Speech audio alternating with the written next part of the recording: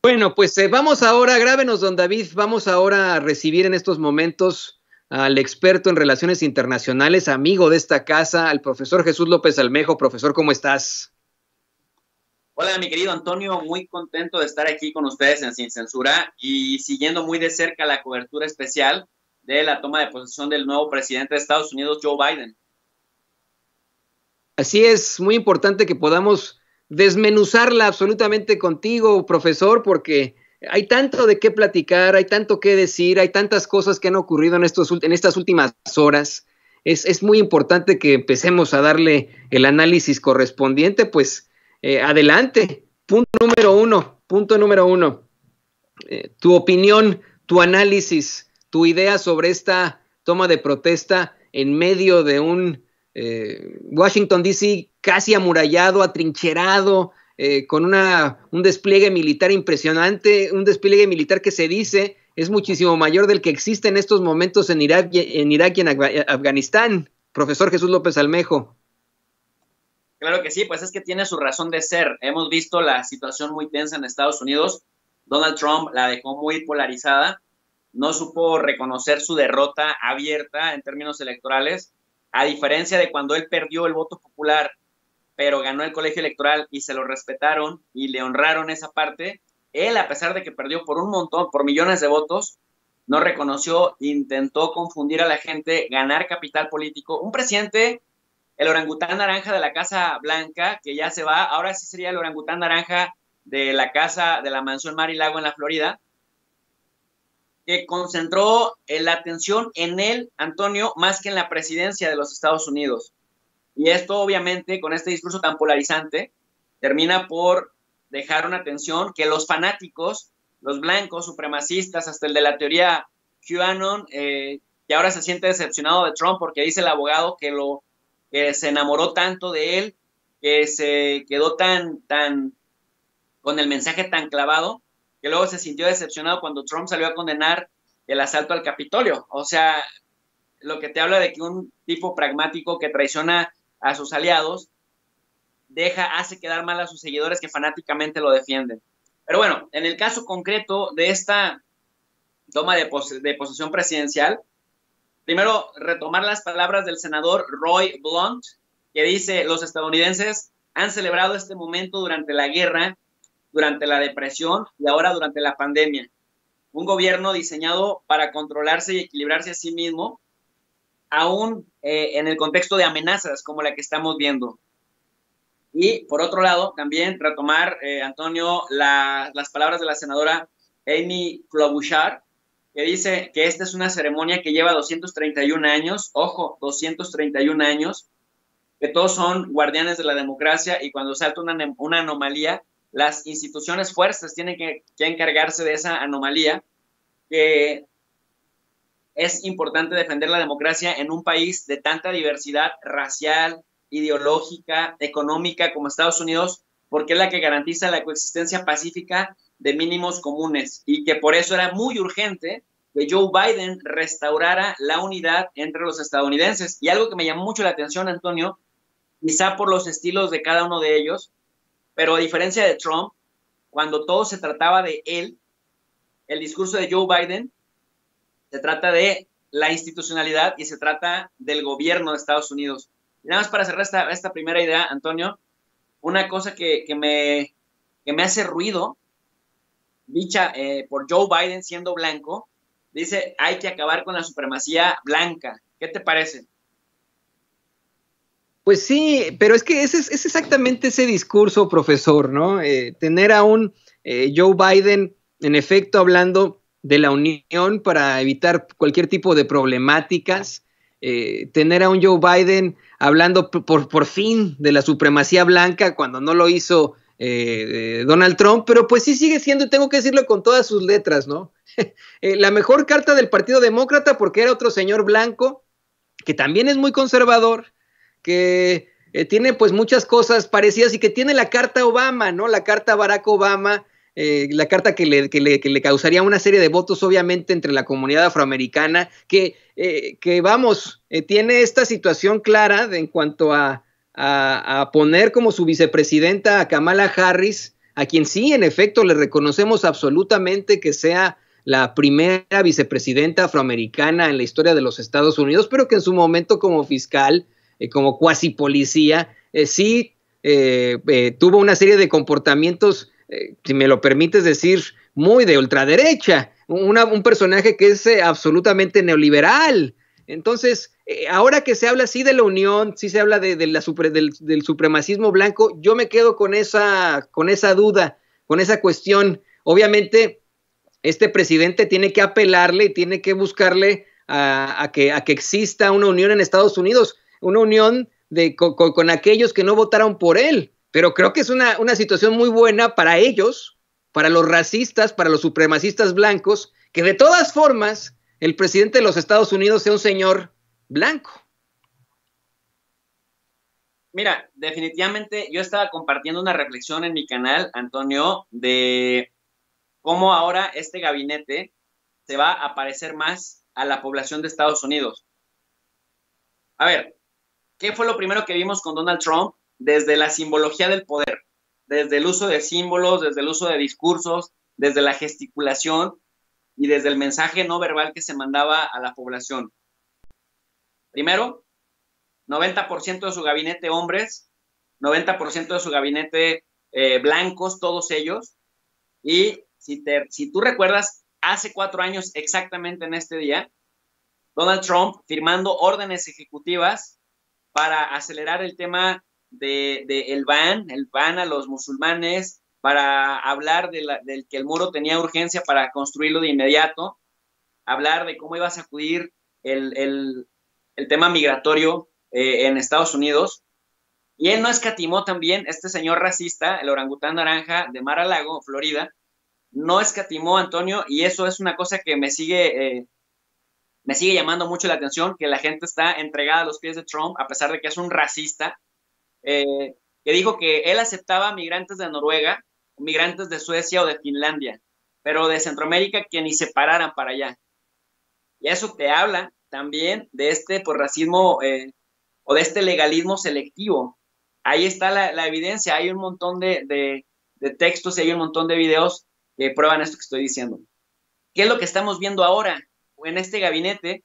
Un gabinete que se parece más al Estados Unidos real, un gabinete de transexuales, un gabinete de gays, un gabinete de hispanos, de asiáticos, de negros y también de blancos. Entonces, la simbología del poder importa mucho, Antonio, porque muy mal se vería Joe Biden hablando de la unidad, muy mal se vería Joe Biden hablando de la inclusión con un gabinete parecido al de Donald Trump. No sé si estés o no de acuerdo al respecto, pero sí. Esto es lo que estamos viendo. Mira, el mismo juramento de la vicepresidenta Kamala Harris manda un mensaje muy poderoso al mundo, porque estás hablando de 2 mujeres, para empezar, en posiciones históricamente de hombres, en los 231 años que tiene llevándose a cabo esta ceremonia, es la primera vez que sucede. Sonia Sotomayor es hispana, que es juez del Tribunal Supremo de Justicia, nada más tiene 9 jueces, y hay millones de abogados en Estados Unidos que darían la vida por ser parte de uno de esos 9. Entonces, tienes a Sonia Sotomayor tomándole juramento a Kamala Harris, que es negra y que es entre jamaiquina y de la India. Entonces, esto te habla de que, por lo menos, desde la simbología del poder, el mensaje que se está mandando es que este gobierno se va a parecer más al Estados Unidos real. Y ahí te mando esta carta, Antonio, tú que vives allá. Si no funciona este gobierno, que se parece más a la población, es que algo sucede entonces en el país. Pues sí, qué fuerte lo que nos dices, profesor. Exactamente. Tendría que, en estricto sentido, funcionar. Y le voy a pedir a don David que nos grabe, porque hay que continuar con ese análisis fuerte. Hay que pensar también en esta parte en la que tenemos una y otra vez mensajes, breaking news, de que una de las primeras propuestas, iniciativas de la administración Biden iba a ser la reforma migratoria integral. Yo quiero insistir con esto desde el principio. Ya en estos momentos ya es nuestro presidente. Esa es la realidad, a los que vivimos aquí en Estados Unidos, pues es nuestro presidente, nos guste o no. pero ya es el presidente Joe Biden, y por eso es que nosotros tenemos que exigirle ya con todas nuestras fuerzas, nos guste o no, usted me diga a mí o no que yo soy pro Biden o anti Biden, no, yo soy periodista, voy a insistir con eso hasta el cansancio, y hasta el cansancio le vamos a exigir a ese Joe Biden que cumpla con sus promesas. En esta toma de protesta, profesor Jesús López Almejo, sí, en efecto, tenemos una mujer afroamericana juramentando como vicepresidenta de los Estados Unidos, siendo juramentada por una jueza, una ministra de la Suprema Corte de origen hispano, pero en el discurso de inicio, de inauguración, no escuchamos de ninguna forma, no escuchamos en ningún párrafo que el nuevo presidente se refiriera a la inmigración. Y bueno, esta sí es una verdad innegable. El pilar, el pináculo de la nación, el pináculo de los Estados Unidos es precisamente esa inmigración. ¿Qué podemos esperar ahora, profesor Jesús López Almejo? Pues ahora me parece, mi querido Antonio, que lo que toca hacer es gastar la energía, gastar y realizar la presión directamente desde los congresos locales hasta los congresistas que también van a juramentar y los 35 senadores que llegan, de que ahora sí cumplan con la promesa que se hizo, esta promesa rezagada desde con Barack Obama, que Joe Biden la retomó con mucha fuerza en su campaña electoral y que, bueno, todavía volvió a decir que va a mandar una iniciativa justamente para que en los primeros 100 días se empiece a trabajar ya en el Congreso y en el Senado, ahora que los demócratas tienen mayoría en ambas cámaras. Esto va a ser una prueba de fuego, mi querido Antonio, porque mira, por un lado, hay buena parte del resentimiento por parte de la comunidad de origen hispano, sobre todo de la de origen mexicano, en contra de Obama, porque quedó a deber la reforma migratoria. Y lo más que pudo sacar fue DACA, el Dream Act. Sin embargo, ¿qué es lo que los orilla a votar por los demócratas? Que llega un tipo racista como Trump y que abiertamente quiere terminar con el DACA. O sea, eso es innegable. Si no lo detiene el Tribunal Supremo de Justicia, Donald Trump hubiera terminado con el DACA y muchas familias más hubieran quedado partidas. Por otro lado, Biden sabe que esta victoria que obtuvo es porque 7 de cada 10 estadounidenses de origen mexicano votaron por él y que son los principales beneficiados, potencialmente son el target de una reforma migratoria. De los 11 millones de personas que tendrían un camino a la ciudadanía con esta reforma que se pudiera aprobar en los próximos 2 años, impulsada por Biden, pues prácticamente 9 millones, casi 9 millones son de origen mexicano.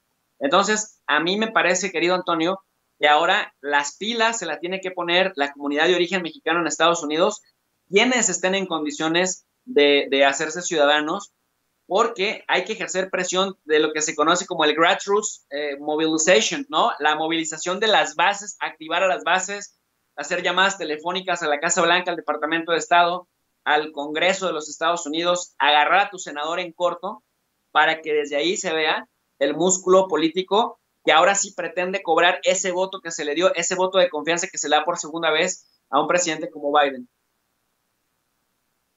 Yo quiero hacer la aclaración, profesor Jesús López Almejo, que yo no soy ciudadano estadounidense, pero, y bueno, no sé, usted también, a lo mejor corríjame si me equivoco, pero como residente permanente o como inmigrante en este país, me guste o no, el presidente de este país es mi presidente, como yo tengo ese conocimiento, ¿no? Usted dígame si me estoy equivocando con eso. En México, una persona de cualquier origen que esté en México tiene como si vive en México como inmigrante, su presidente es el presidente de ese país, ¿no? Del país en el que se encuentra. ¿O me equivoco, profesor Jesús López Almejo?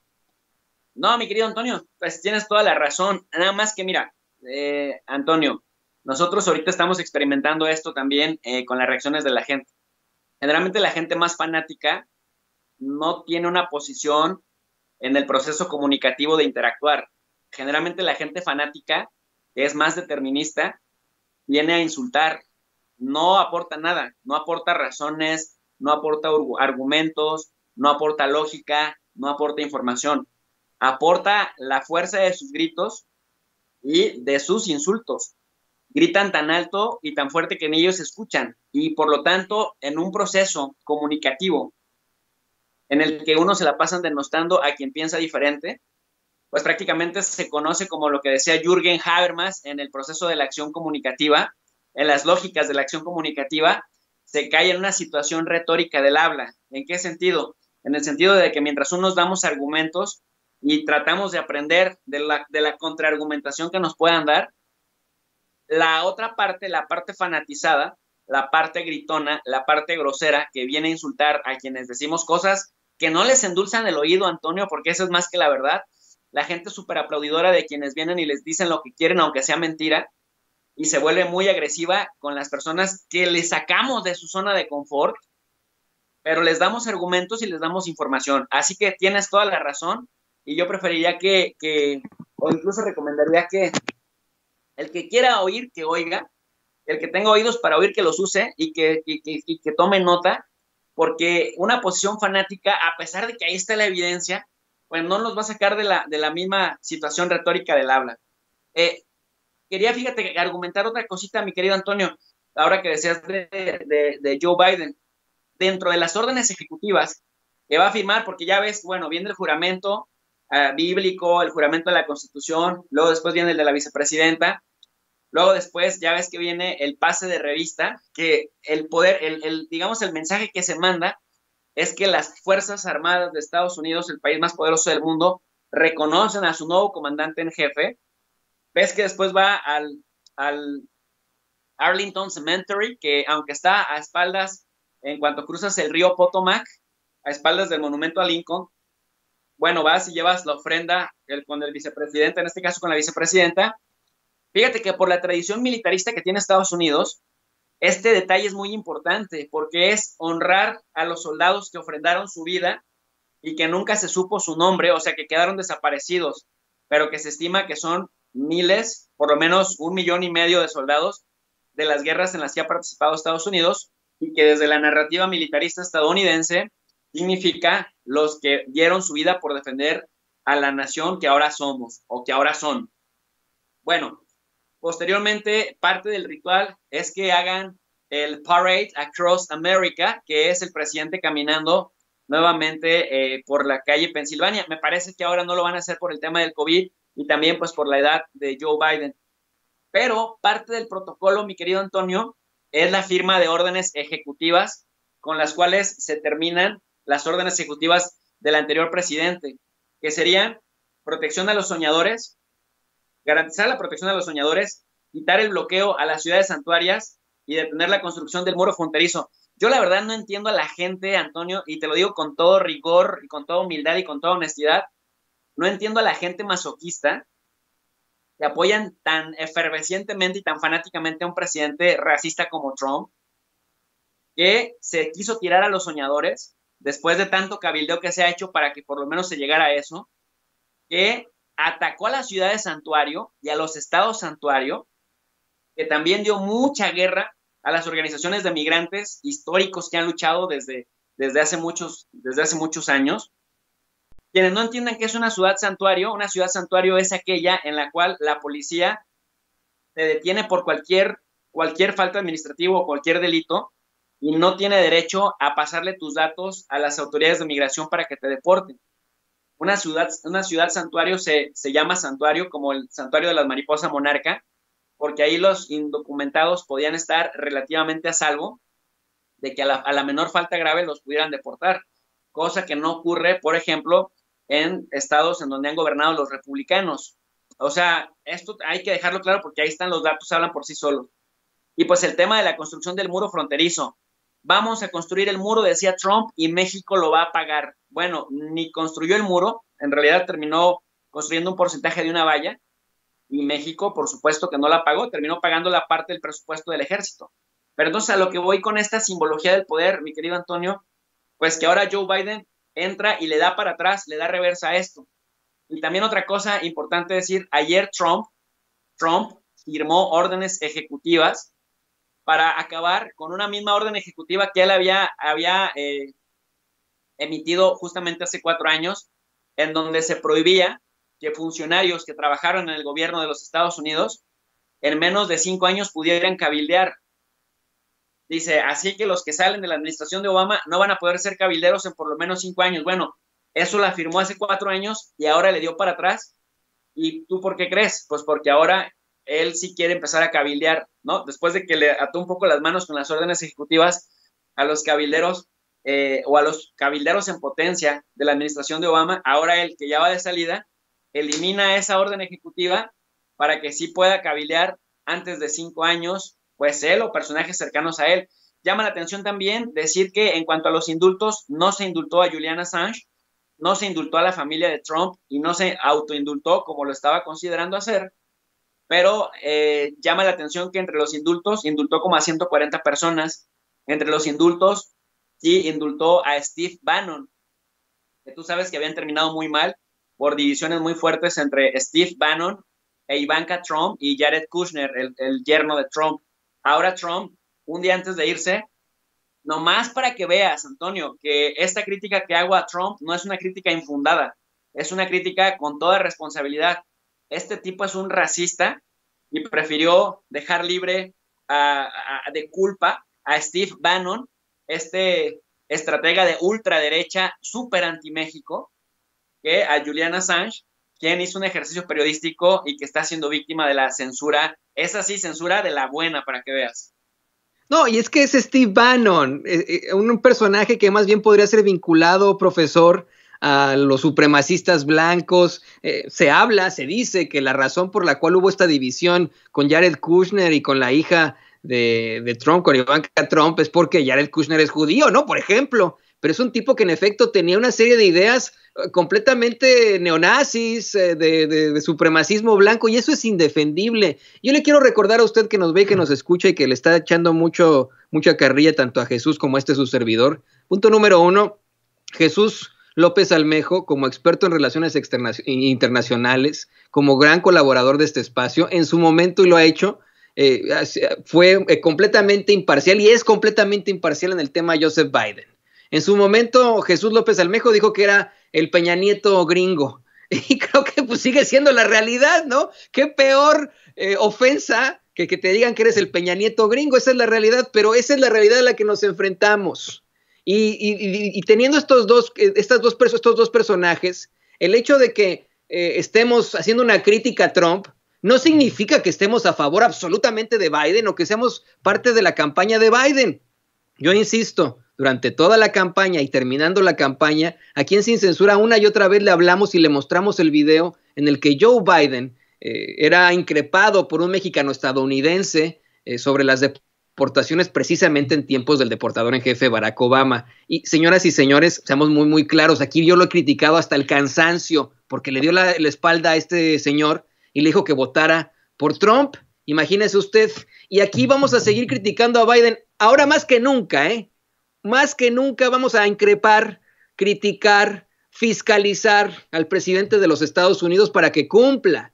Y hoy esto que nos comenta el profesor Jesús López Almejo es fundamental. No podemos ser masoquistas. Usted sigue defendiendo a Donald Trump cuando hoy se está buscando ya acabar con todas esas órdenes ejecutivas para que ciudadanos de ciertas naciones no puedan entrar por su religión, para que nuestros dreamers, nuestros muchachos que llegaron aquí siendo chiquillos sin saberlo, puedan tener un trabajo, puedan viajar y conocer a sus abuelitos. ¿Usted verdaderamente va a ser suficientemente masoquista para seguir defendiendo a ese señor que separó a niños de sus papás, niños chiquitos? ¿Usted tiene hijos? Por favor, ¿de verdad? ¿Se imagina? Ya no le hemos puesto ese audio, no se lo queremos poner porque estoy convencido que suena exactamente como suena el infierno. Pero aquí en Sin Censura voy a decirlo hasta el cansancio. Le planteamos en su momento cuando lo obtuvimos un audio de unos oficiales de la patrulla fronteriza burlándose de unos niñitos llore y llore porque no estaban con sus papás, porque los acaban de separar de ellos, y ellos burlándose como unos malditos niños pequeños, Entonces, no nos hagamos tontos en esto, por favor. Nadie los está censurando. Usted puede publicar en nuestros canales, en nuestros chats, y nos está tirando con mucha fuerza, muchísimas personas nos están tirando, pero lo aceptamos y se lo entendemos. Si pedimos de pronto a nuestros moderadores que se bloquee a una u otra persona es porque comparten spam, comparten pornografía o comparten el mismo mensaje 10 veces, 15 veces, 20 veces. Ese es un troll, ese es un bot, el que comparte el mensaje una y otra y otra y otra. Ese es un troll o un bot. Así que vamos a ser serios y busquemos tener, por favor, un discurso más profesional.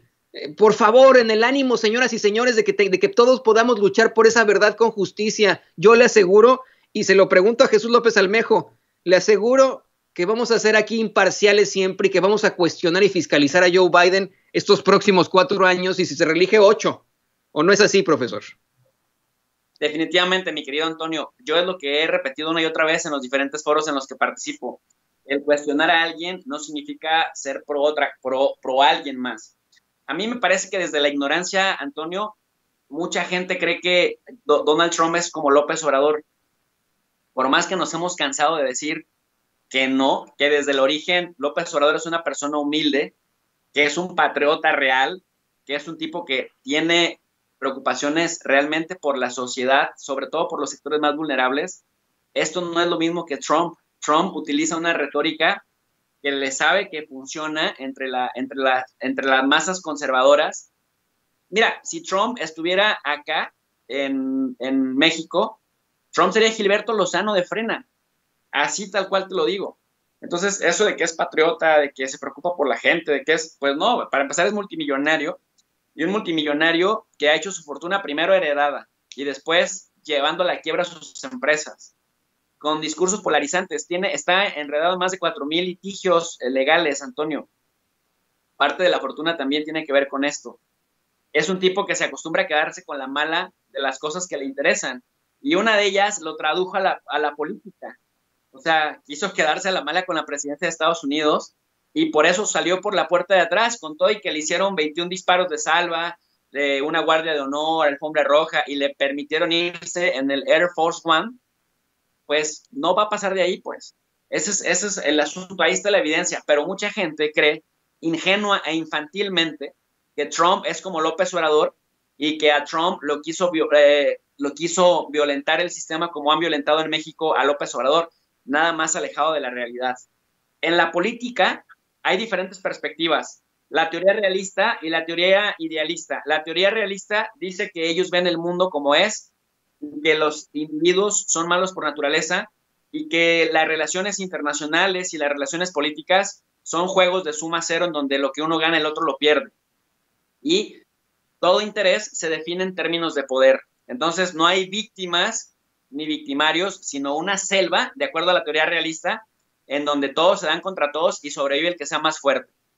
También que es parte del darwinismo social, ¿no?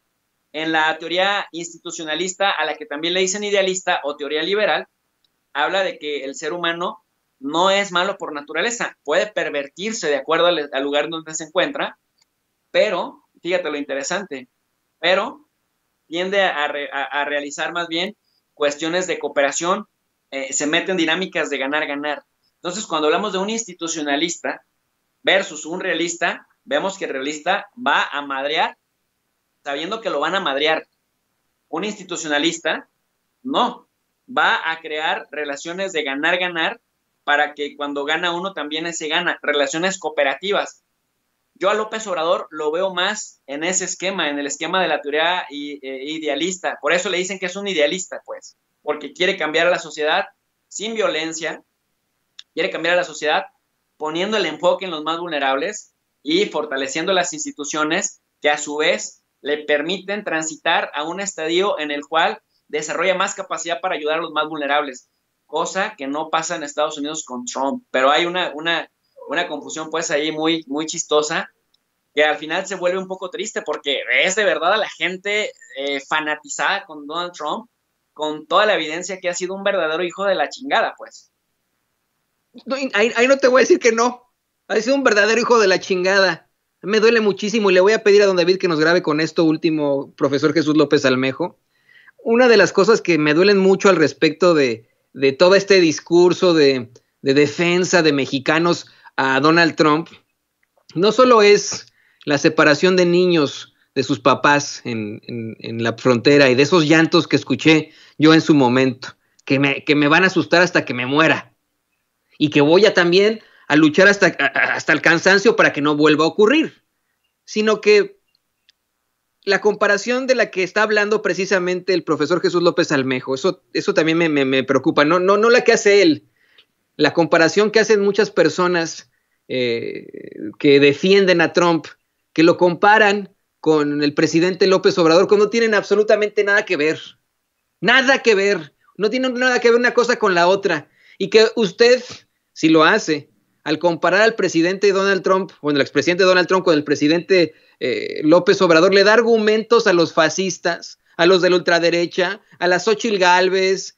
a las Lili Telles, a las Kenias López Rabadán, de decir, ¿ven cómo son iguales? Son iguales los dos, tanto Trump como el presidente López Obrador, cuando no es cierto. Usted es el que le está dando también esos argumentos. Y por eso es que te quiero preguntar, profesor, ya de final, ¿qué va a pasar con México en estos momentos? Hoy el presidente López Obrador, precisamente en la mañana, manda sus mejores vibras, sus felicitaciones, sus mejores deseos para que esta transición sea completamente pacífica, pero hace la advertencia de que México no se va a dejar, de que México no va a permitir ningún tipo de interferencia, que así como México no va a estar metiéndose o inmiscuyéndose en los asuntos de los Estados Unidos, esperan lo mismo de esta nueva administración de Biden. ¿Qué viene ahora? ¿Cuál es tu proyección de esta relación entre México y los Estados Unidos? Es muy importante que lo podamos platicar. Pues mira, lo que yo visualizo, ciertamente, que además también es cierto decir que las relaciones entre México y Estados Unidos han sido históricamente como de amor y paz, o de amor y odio, transitan del odio al amor, pero el amor es pragmático y el odio también es estratégico, sobre todo en tiempos políticos, Antonio. Decía Mario Ojeda, para quien no lo conozca, es uno de los teóricos más reconocidos en México de la política exterior mexicana. Este señor decía que México era muy cuidadoso de sus relaciones con Estados Unidos, primero porque es el principal socio comercial, después por la asimetría gigantesca que teníamos económicamente, militarmente con Estados Unidos. Entonces, pero que también Estados Unidos veía de pronto en México ahí una manera estratégica de jugar con México para permitirle este frente de seguridad en la frontera sur.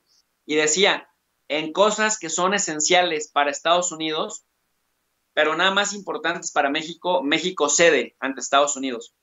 Si para Estados Unidos es esencial, Antonio, el terrorismo, pero en México no escuchamos casi tanto de terrorismo. Entonces, México cede en cuestiones de terrorismo porque para México es importante, pero no es esencial. Pero ¿qué sí es esencial para México? Para Estados Unidos es muy importante hacer la guerra, ser expansionista, etcétera. Cuando ha invitado a México a las coaliciones militares, a las alianzas militares, a que participen en la OTAN y estas cosas, México no le entra. Y México dice, no, bueno, ni con Vicente Fox, que era demasiado arrodillado, porque México dice, tenemos una tradición no intervencionista. Para México es esencial respetar eso. Entonces, Estados Unidos, en lo que es esencial para México, también cede. México, cuando tuvo que apoyar a Cuba ante el bloqueo comercial, Estados Unidos le dio margen de maniobra, porque para México era esencial mantener este liderazgo latinoamericano, que pues Estados Unidos veía que no le ponía en riesgo nada de su agenda política en la región, en el hemisferio occidental, y entonces lo permite. Entonces, siguiendo esta lógica de Mario Ojeda, súper experto del Colegio de México, ya falleció, por cierto, en política exterior de México, nuevamente vemos que el modelo se repite. En lo que sea esencial, en lo que sea vital para el interés nacional de Estados Unidos, México va a ceder, aún con López Obrador, que esto fue lo que pasó justamente con Donald Trump cuando nos metió a huevo ser tercer país seguro. Por mucho que López Obrador y Marcelo Ebrard decían que no firmamos el tratado de tercer país seguro, pero México de facto ahorita es un tercer país seguro. ¿Qué significa esto del tercer país seguro? Pues que Donald Trump exige que los migrantes centroamericanos indocumentados que alcanzaron a llegar a Estados Unidos, que solicitaron un proceso para ser aceptados, no estén enfrentando su proceso en territorio estadounidense, los quiere fuera. y para eso se requiere un tercer país seguro. Por eso se tuvieron que venir a México. Y hay miles de ellos que están en la frontera mexicana porque México aceptó eso, fungir como tercer país seguro, aun cuando no había condiciones para hacerlo. ¿Por qué es importante esto? Porque si Estados Unidos hubiera querido deportar a muchos de estos centroamericanos y sacarlos hacia México, México podría haber dicho, aquí no los queremos. Es tu problema, estás en tu territorio y tú verás cómo les das garantías, porque no los puede regresar a su país de origen, porque finalmente salieron del país de origen por las crisis económicas, pero principalmente por la violencia y la inseguridad. Entonces, incluso en eso México tuvo que ceder para ganar gobernabilidad.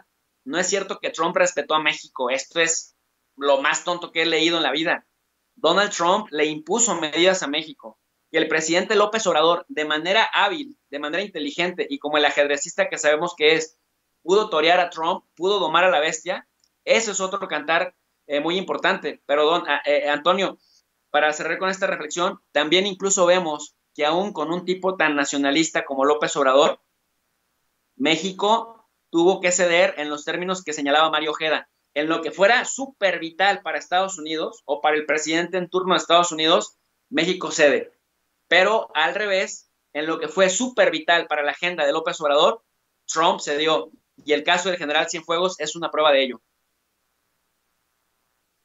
Así es. En su momento, el gobierno de los Estados Unidos cede. Qué bueno que lo mencionas con lo de Cienfuegos, profesor, con lo de Cuba.